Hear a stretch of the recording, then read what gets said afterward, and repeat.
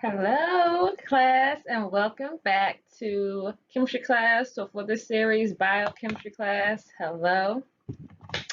Peace, glad to have you back with me. We are going to continue where we left off last week. I did have some other slides regarding vitamins, but we're going to bypass that information. I've tried to incorporate as much as I can because I seriously want to get to what's going on in the news and the controversies and what's regarding the Vacs. So, immune system vitamins and the VID Biochemistry series part 2. So we was building up to the Vacs, and now we're actually here. So let's get to it. Refocus. What we went over last week regarding vitamin D. Source of vitamin D, the best source of it is going to be from the sun, depleters, sunscreen, dairy, lack of sunlight, meat, and any type of vitamin D deficiency, you are susceptible to infections. And we tied that into the VID as well, even your common cold or any type of other infections. So the VID sources, about 30 minutes of whole body sun exposure, you're going to get the recommended or daily allowance. So sunlight, good for vitamin D. Other sources which are subtle are going to be mushrooms, wild salmon if you are meat eater, pescatarian, or you are not vegan. And like I said, the best source is going to be the bright big old sun for us melanated folk. So the VID prevention plan, what do we want to do? What do we need to know about the VID? How can we protect ourselves? Great question. Strengthen the immune system. Like I said, sunlight exposure, eating foods high in vitamin D, B5, ACH, which is acetylcholine, and vitamin C. Antioxidants, those are going to fight off those free radicals that are going to do damage in your body. You want to get abundance of minerals. Minerals on top of minerals on top of minerals on top of minerals. Mineral supplements. Notice I said mineral supplements, and I'm not talking about vitamin supplements because we talked about those and we said that those are synthetic. So where you want to get your your mineral supplements, will be from herbs. If you're not getting it from the food, which is going to be very hard to get the amounts of minerals that we need because of what's going on with the actual ground and the soil that we grow these foods in. We've had a lot of mineral loss since, I think this is going back to when our grandparents' generation, the soil started to change. So we're not getting the minerals that we need from the soil because of all of the contaminants that are going on in this world, especially that are ruining our soil. So we have to add additional, which is supplemental to what we're getting. That's why I say mineral supplements. You can find those in sources that are high density minerals, would be like your seaweed vegetables. Those are going to be your Irish sea moss, not the farm raised kind, your bladderwrack, your nori, your kelp, your wakame. Those are good as far as giving you abundance of minerals in just that one intake. But you can get minerals, like I said, from the foods that you eat. You just would want to be eating a lot more of them. Physical activity or exercise, drinking plenty of water. As we know, the molecule for water is hydrogen, oxygen. Oxygen is very, very important to our immune system. Fresh air whenever possible, as much as you can, and wearing the mask as much as possible as you can. We know that there are states and there are guidelines and laws required when you go into certain places, for the most part, that you have to wear masks. So in those cases, you have to wear the mask, but let's not be in your car by yourself driving around wearing your mask or just wearing it outside. We want to make sure we get as much fresh air as we can so that we are consuming oxygen and we're breathing out that CO2, okay?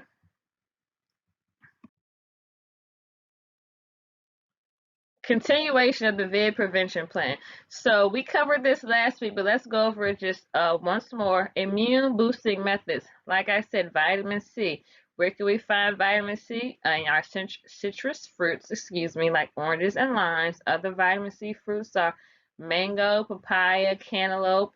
We have elderberry, Other antioxidants, you can find antioxidants in berries, kale, beans, thyme, nettle, which is also stinging nettle. And when I mention fruits, if I have not said this on the last series, please note that the fruits have to be seeded, because a seeded fruit is a natural fruit, okay? We want to get something that is natural. And the ones that I'm mentioning, you want to get seeded natural fruits. The ones that I'm mentioning here are going to be some of the immune boosting fruits that you can intake. Sources of vitamin B5: oranges, like I said, seeded bananas. If you're going to eat bananas or consume bananas, I do. It's rare, but I like them in my shakes and my smoothies. But Bureau bananas or baby bananas, they are the closest to the parent banana, and those also do have seeds. Bananas are supposed to have seeds. If you don't know, they're black, and you'll see like little black specks. Lobsters, lobster, excuse me, lobster, lentils for those people who are pescatarian or you're not vegan or not alkaline vegan. Lentils, split peas, clam, artichoke, avocado, mushroom, broccoli. Now you guys know that I am a Savian, and I'm actually telling you guys about foods that do not fall on that list. However, I do want to make the information applicable to everyone that comes over to the page and watches. So this is why I'm listing foods that you will not see me eating or advertising. But for you guys who are not in that discipline, I'm going to make sure that you have some information as well. So sources of acetylcholine: cantaloupe, avocado, grapes, dates, oranges, olives, prunes, olive oil, avocado, grapeseed oils. Those are going to be good. So that's going to be a VID prevention plan, okay? So I am not here to tell you guys not to get a vaccine. That's going to be your choice. However, I'm here to inform you why a decision like that can be detrimental. But do as you will with information, like I always say. Okay, so let's get into the VID. So previously we went over the SARS-CoV-2, which is the actual virus that causes COVID, the VID, right? So what is the actual SARS-CoV-2? What is it? It's a single-stranded RNA virus, right? And when we speak about RNA, it's very similar to DNA. It's your genetic information. That's what we have inside our cells. So if you don't know what RNA is, you're like, I don't understand this jargon, this scientific jargon. Just know it's your genetic information that you have in your cells. And a virus can be either RNA virus or a DNA virus. It cannot be both. In this situation, SARS-CoV-2 is a single-stranded RNA virus. And any virus must attach to a host cell. And in this instance, the host is us as humans, is our body. So the cells in our bodies what the virus has to attach to, okay? And the SARS-CoV-2, that virus or the antigen around it, which is why it's in a corona family, is this antenna, it's the spikes that you'll see. And so it has spike proteins on its membrane, on the virus actual membrane, okay? And the virus, those spike proteins will attach to receptors that we have in our body, and those receptors are called ACE2 receptors. And this is where, when they attach to our receptors, this is where the replication and proliferation of the virus starts to begin, right? It starts to replicate in our bodies, in our cells. And from what the great brother Dr. Ali Muhammad told us and made me aware of, is that blacks have less spike protein than Europeans and Asians. So our cellular structure is very different from others. We already know this, right? Because we're very melanated people, so there's already a big difference between us and others. So what one methodology may not be the methodology that works for, may not be a one size fit all, right? I'm telling you this because we have less spike protein. That means that we have less of this protein that's going to be injected in us, because this is what's going to be injected in the vaccination. This is what's in the vaccination, this actual ingredient. is that the spike protein, we're going to have an abundance and overload of that. So it's going to be it's like a foreign substance to us because we don't have as much as others. So it can be very detrimental to our body. So the ACE2 receptors are located on the lungs, the heart, the blood vessels, the kidneys, the liver, the GI tract, epithelial cells of the nose and the mouth. These are where the receptors are found in our bodies, which is where you will see an indication or indicators. Where you see the lungs, you're going to have respiratory infection, which is the VID. You see people who have other chronic diseases such as heart disease, hypertension. They have maybe liver issues. These, where you see these receptors, that is where the actual virus will attach. So if you already have issues with these organs in your body, it can also be very detrimental to you as well. So the ACE2 receptor, SARS-CoV-2 increases one molecule called ANG2, right? And because of the SARS-CoV-2 increasing this molecule, that is going to increase airway inflammation, which is an indicator of pneumonia, right? And we all know that pneumonia can be an indicator of the VID, or is the VID, okay? And that receptor, the ACE2 amount, that's higher in people with pre-existing conditions, just like I said just a second ago. So people who have pre-existing conditions or chronic illness, which are unhealthy people for the most part. Yes, I have to say that, sorry. They're unhealthy people, right? People who have hypertension, diabetes, heart disease, liver disease, they're going to be more susceptible to the VID because of that receptor, right? Due to the ACE2 receptor. So that susceptible due to the ACE2 receptor, which is going to be equal or equivalent to SARS-CoV-2 spike protein to bind to. So if you have more of the ACE2E receptor, which are people who have pre-existing conditions or chronic disease, they have more of this receptor, right? They have more of it. So that means that you have more receptors for the virus to bind to. Therefore, that's why they say that people with pre-existing conditions, or people who have hypertension, diabetes, heart disease, even liver disease, they'll say that, oh, these people are the ones that were getting sick faster. So it's not the fact that COVID or the VID doesn't exist, right? I'm not saying that it doesn't exist. I'm saying that there's something. But people who are unhealthy, who have weak immune systems, are more susceptible to the VID. And this is the pathophysiology as to why, the ACE2E receptor, okay? Are you with me? Oh yeah, we having church, we ain't going nowhere. All right, stay with me. So let's get into a little bit of the nitty gritty. So viruses and the Vacs. Like I said, any virus must attach to a host cell.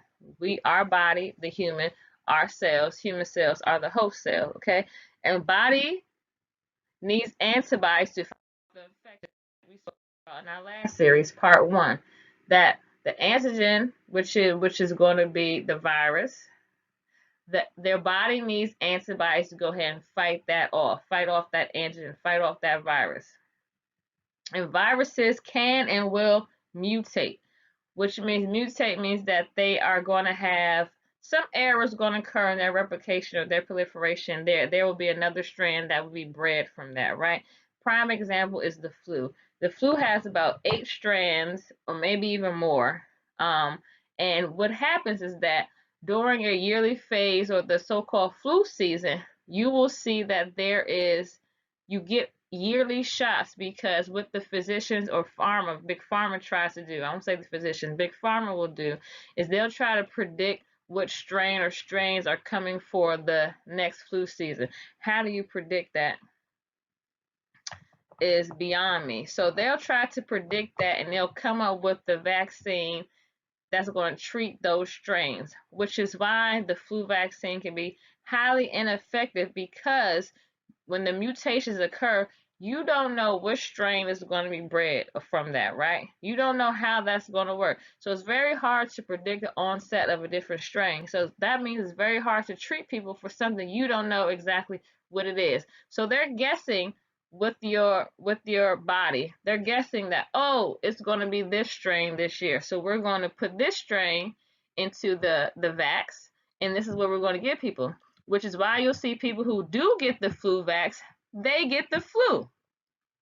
If you ever notice somebody who yearly goes to get a flu vax and they constantly, year after year, get the flu, which would show you and tell you that it's highly ineffective because their prediction of which strain is going to come for that year is just a guess. They don't know. It's a prediction. There's no way you can tell that. So that's an example of how a virus will mutate.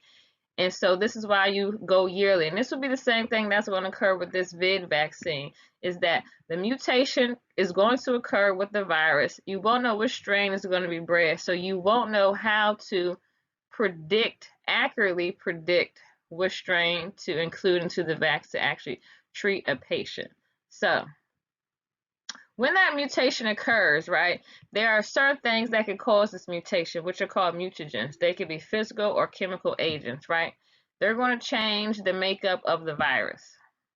And those originally produced antibodies in the body that the body produced when it was introduced or exposed to any type of virus is now not going to be very effective in fighting off that virus now because it's mutated. It's taking on a different strain.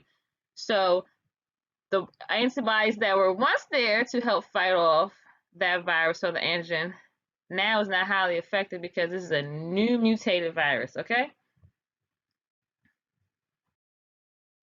And common mutagens and like I said, a mutagen is something that causes the mutation, right?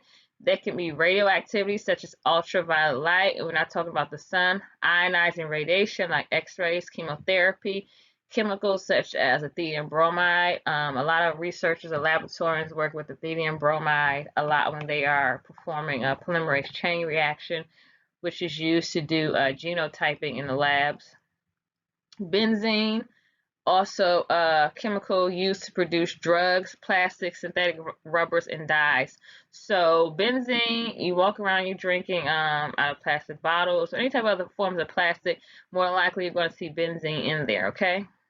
And antioxidants counter affect those harmful chemicals to prevent mutagenesis. So the mutagens that cause the mutation, to fight it off, antioxidants do that, okay? So we talked about where you can get the source of antioxidants a couple slides back, so make sure you revisit that information. Now, Vax, Pfizer BioNTech is the actual company that's producing or developing the VID-19 Vax, right?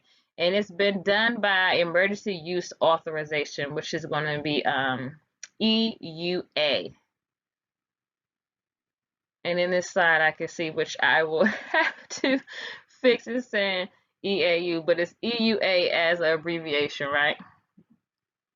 So Pfizer BioNTech VID-19 Vax is an mRNA, a messenger RNA vax, right? It's the first of its kind. So this has not been released ever into the market of vax, okay, or vaccinations. Typically, a vaccination would be developed from a live or attenuated virus, which is a portion of the live virus, or a weakened or dead form of the virus, which example is the flu, or a toxoid.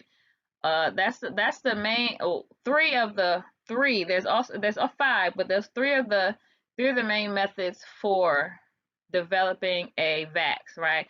And none of those are what's taking place in this particular vax, okay? So this is an mRNA, which is messenger RNA. Remember, we talked about RNA being RNA, DNA being genetic information, but in this case, mRNA is actually used for translation in biology or genetics terms. But what that means is that when it's placed into the body, it's going to increase or make proteins, an abundance of proteins, right? It's going to translate the proteins. So what do we need to know? This VID-19 Vax by Pfizer BioNTech is an mRNA vaccine. First of its kind, never seen before. How is this so? And how does it correlate to emergency use authorization? Excuse me. Well, Pfizer Biotech, the Vacs, has not been FDA approved or licensed by FDA. Typically, a vaccine is going to be FDA approved or licensed, and in that license and approval phase, it takes an amount of time, years to actually get an FDA approval to go through all the trials and phases that it would have to go through in that approval process, right? Which is why this emergency use authorization allowed the company to short circuit going through that whole process that covers safety and effectiveness, all those clinical trials. It bypassed all of that. It went a quick route, and it was able to do that by emergency use authorization, which is EUA, right? So it doesn't have a full FDA approval, not licensed, not approved, not a full FDA approval. So that also indicates that safety and effectiveness is also short-circuited. So while in a full FDA approval of a vaccination, they are going to have safety and effectiveness trials, right? And as a scientist, when you're doing an experiment or when you're going through clinical trials, all data points are important. But what they will not tell you, what they will pull out of information is that it may not be statistically significant, so they may not mention it. Doesn't mean that it did not occur, doesn't mean that that data does not exist. Okay, and now we'll revisit this in a couple of slides, okay? But just know that this Vax has been short-circuited to go through emergency use authorization. It is not FDA approved, and it does not have FDA license. So, what does this Vax contain? What's in it? Because typical ingredients that would be in Vax or vaccinations are not specifically in this one, which is more of the reason why they're telling you, oh, it's safe, it's safe, it's safe. It doesn't have thimerosal, which is a mercury compound. It might not have formaldehyde, which is a carcinogen. It might not have aborted fetus cells. So what's in it? Let's get to what's in it. It has an antigen, it has a stabilizer, it has some lipids, and it has some preservatives. Okay, so the ingredient list is the mRNA, which is the spike proteins. Okay, the stabilizer, which is sucrose, which is going to be table sugar. Excuse me. Preservatives are potassium chloride, monobasic potassium phosphate, sodium chloride, also known to use table salt, dibasic sodium phosphate dehydrate. All these preservatives are to maintain the pH, and then we have some lipids in there. And this will cause the body to have an immune response to build immunity. That is what a vaccine is for. It's supposed to help the person build immunity to the actual virus, so that the body is able to fight it off whenever it's exposed to it. That's what the purpose of a vaccine is, right? And so, like I've told you in previous slides before, Black people have less of the spike protein. So what they're going to be injecting you with, for Black people specifically, is going to be an overload of this spike protein. So it's going to be a foreign substance. Again, a foreign substance entering your body has not seen before and has very little of it already. So it will send the body into shock, right? And this can be detrimental to the body, and this can affect all organs of the body. And so it will shock the systems of the body. So not good. Not good at all, okay? So what's the 411? What's in the news? What are we talking about? What are people talking about? What are people not talking about? Okay. And when I say what's the 411, I mean actually what I know is 411, but you may not know is 411. So let's share, okay? So over here in the left corner, you will have a picture that you see of 3 Pfizer volunteers who went through a clinical trial study. But it's actually 4 that had this happen to them, that they actually developed Bell's palsy, which is a facial paralysis on one side of the face where the face will droop, which is what you see there. And this is what I talk about when I say statistical significance. So in an experiment, And when you get those data points and when you're reporting actually the results or the outcome, you have to determine which statistically significant. So 4 out of 20,000 plus patients, right? They say only happened to 4. So this is not very statistically significant. So we don't need to mention this. However, like I said, those data points or those results or those outcomes are factual evidence they did occur.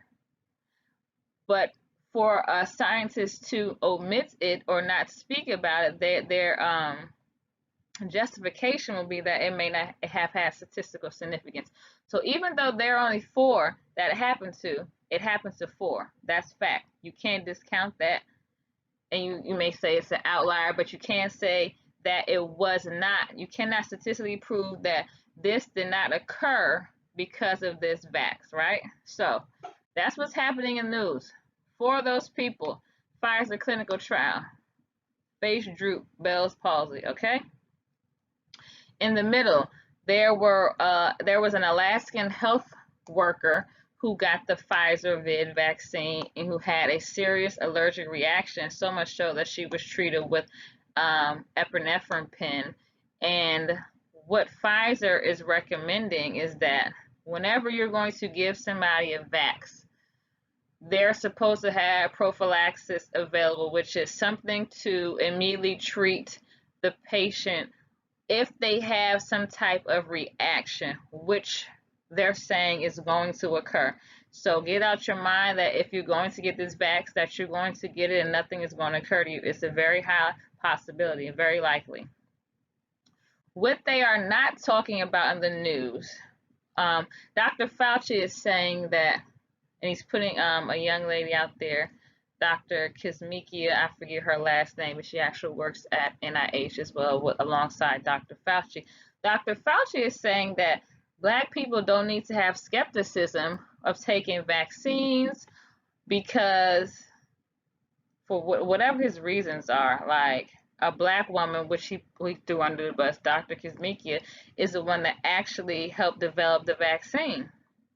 So what he's saying is, oh, it's okay, it's all good. A Black woman helped you develop the vaccine, so you shouldn't have skepticism. No. You should have skepticism, and I'll tell you why you should have skepticism. It's because what they're not telling you in the news. Okay, so in the right-hand corner, you see this beautiful Black baby boy. This is a picture I pulled off of the internet, and it says, when the CDC discovered the potential cause of an increase in autism among African American boys, they destroyed the evidence. This is factual. I'm not here to tell you, send you on a goose chase. All this information you can find yourself. But there was a whistleblower at CDC by the name of Dr. William Thompson who said that these data points were pulled out and omitted from the reporting of the MMR Vax, which is the measles, mumps, and rubella vaccine, right? That's given to children, I believe it's under the age of 2 years old. And from the report, what he tells us omitted is that the CDC hid that there's a 240% increase in autism in African American boys, right? There's a 240% increase of autism in African American boys who get the MMR vaccine, which is the measles, mumps, and rubella vaccine, right? And a 69% increase in all children across the board. So you can see a big disparity from African American to other children, such as white Americans or Asian Americans or whatever ethnicity or race you want to put alongside that in comparison. So as I've stated before, our makeup as melanated people, our cellular composition is very different, and it's not a one-size-fits-all to which you would give other ethnicities or other races. This is just one example to show you guys. And then down here in the middle, you'll see a white man administering a syringe full of God knows what to a Black man. This is what's the Tuskegee experiment. You may hear people talking about this a lot lately, which goes into the skepticism of Black people and vaccines, or Black people and Western medicine, or Black people with doctors trusting in doctors. And this is why they have such mistrust. And I don't blame them for having mistrust, okay? This is one of the reasons. The Tuskegee experiment, which happened in, I believe, Alabama, Tuskegee, and the doctors were withholding in this experiment, which was put on by the United States Public Health Service. Okay, they did an experiment withholding diagnosis and syphilis treatment from Black people. So they allowed them not to know that they had it, didn't treat them with it, and this actually spread amongst their family, their especially their wives, their children. So this is very unethical science, okay? And then what we have right here was a demonstration from these Black women who are dressed in the garb or drapes that women are given when they go to a OBGYN. And behind them is a statue of the so-called father of gynecology, which is Dr. James Marion Sims, who was a slave owner who did unethical practices of medicine on his enslaved black slaves that he owned, right? And others probably as well. And that he would practice gynecology experiments on them without anesthesia. And so the women are demonstrating here is similar to or trying to simulate what the women went through when he was working on them. So he is known of making or developing certain apparatuses or equipment used to do gynecological work in women when they go to the gynecologist. So imagine you're a woman, you go to the gynecologist, they're all up in your cervix, they're all up in there, all these types of apparatuses. And at some point in time, this man was developing all those apparatuses and using them on these enslaved Black women without anesthesia. Can you just imagine that? And he's the so-called father of gynecology. So this is the skepticism that Black people will have, but Dr. Fauci is telling you, oh, it's okay, you don't need to have it. And in my humble opinion is that if you are not Black, you don't belong in this conversation of telling somebody what they should be skeptical of when you are not the person or of that ancestral background to know that this didn't happen to your people. So this didn't happen to your people. You don't have a health disparities like Black people, African American people do in this country. And you don't get to tell us why we shouldn't have skepticism when you can look back to all the historical references of why we should. But this is what the 411 is. Continuation with the 411. So getting closer to home here in Washington, D.C., there is a bill, the DC B23-071, which is the Minor Consent for Vaccine Amendment Act of 2019. This is public information. You can go and you can watch the public meetings. You can go online and you can see which one of your council members actually opposed maybe initially this bill, but ended up when a technical amendment was proposed that they all of the council members said yay and not nay. And so now as of December 22nd, this bill has gone to Mira Bowser for her approval. She has up until December 22nd to approve. I don't know what has occurred thus far. I'll have to recheck with that. But the actual bill or amendment that was suggested is that 11-year-old children can actually give their consent to their doctor and say that they would like to have the VID vaccine. They don't need consent from their parent or their guardian. They can go and say, this is what I want. So they've given, this bill is going to give an 11-year-old an authority over their medical decisions, not their parent, not their guardian, at 11 years old.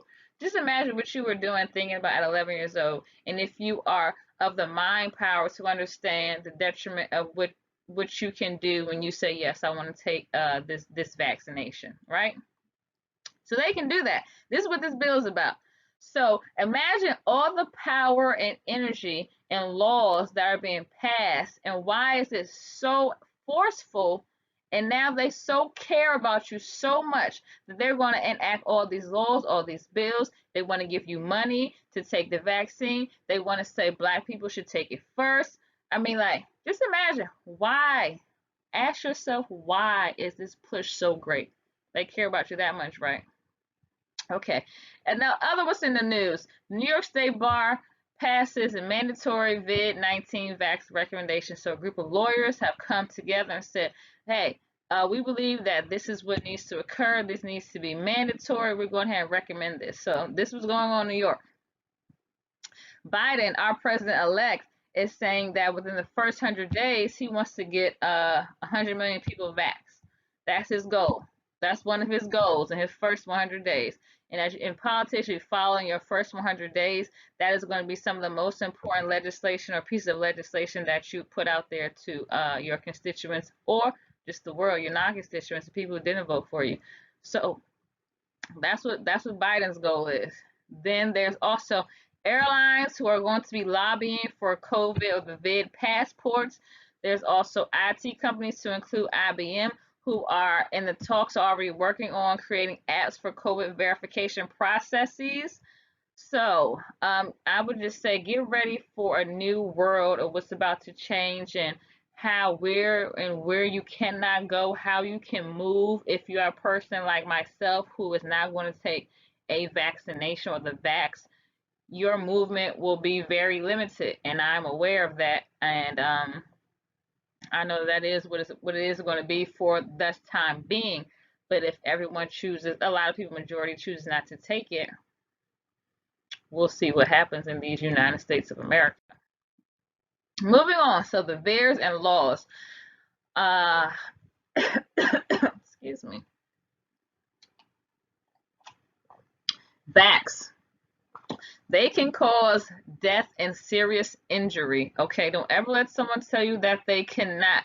Remember when I tell you to read that little writing that people usually don't look at in contracting or in writing or in any type of correspondence?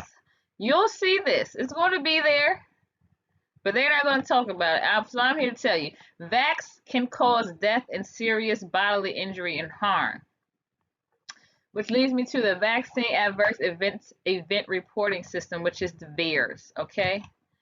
This is a system that is co-managed by CDC and FDA. If you ever have an adverse reaction to a vax, you want to go ahead and make sure that you go to this reporting system and you report that, okay?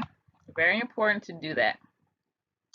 Also, very important to know is that you cannot sue Big Pharma or any vax company if you have an adverse reaction to a vax. Our brother Riza Islam has been boots on the ground working on this for a long time, and he has so much so he has become an expert in this field, and he talks about this a lot. So if you haven't or don't know him, go over and visit his page, and he can also give you abundance of information overload when it comes to vax, okay?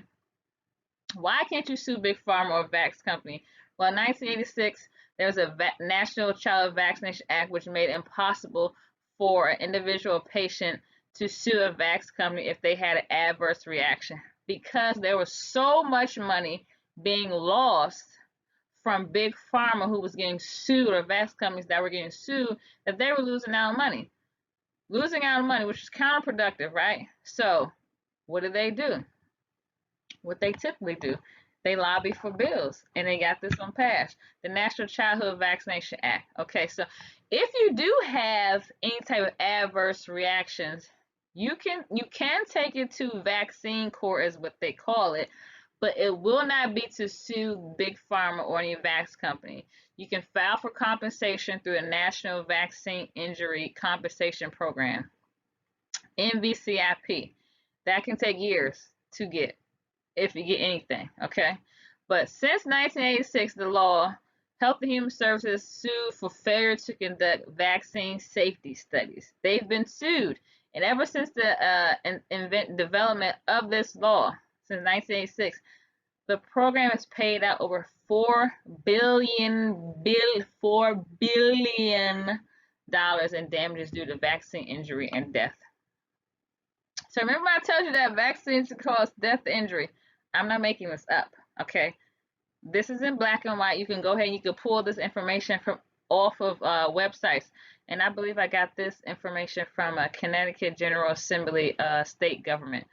But this information is all available to the public, but it will be hidden and buried and will not be talked about in national news or any type of news channels, okay? They don't want you to know this.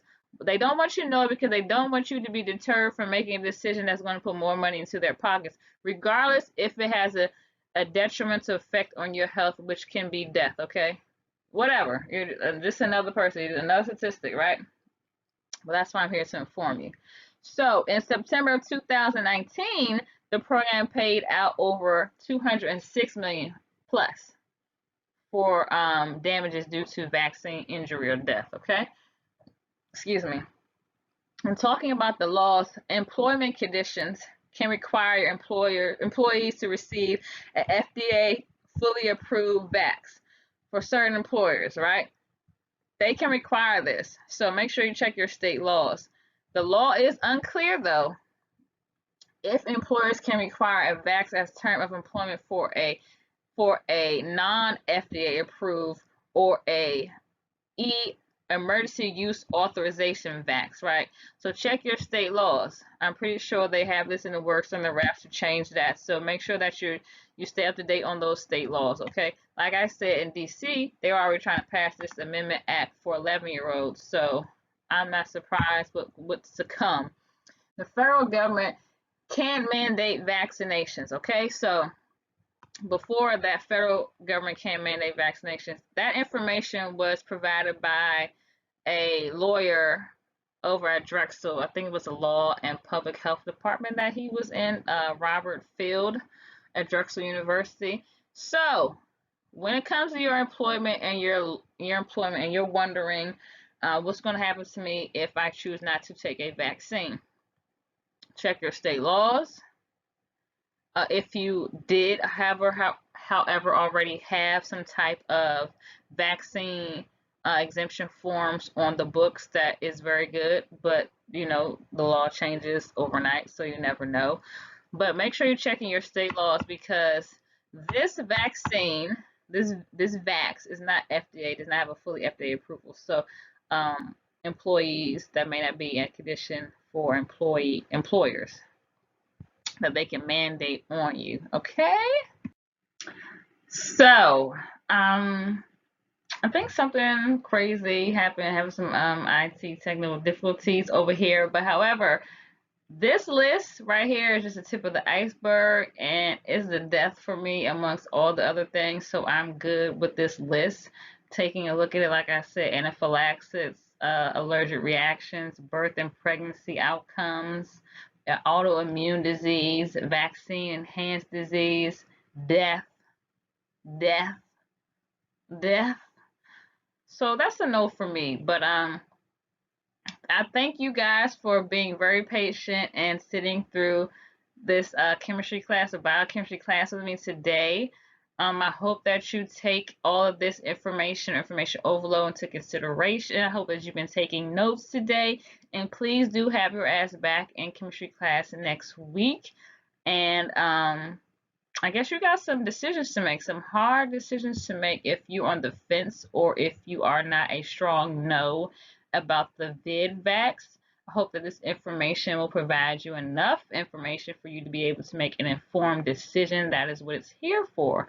So have your ass back in chemistry class.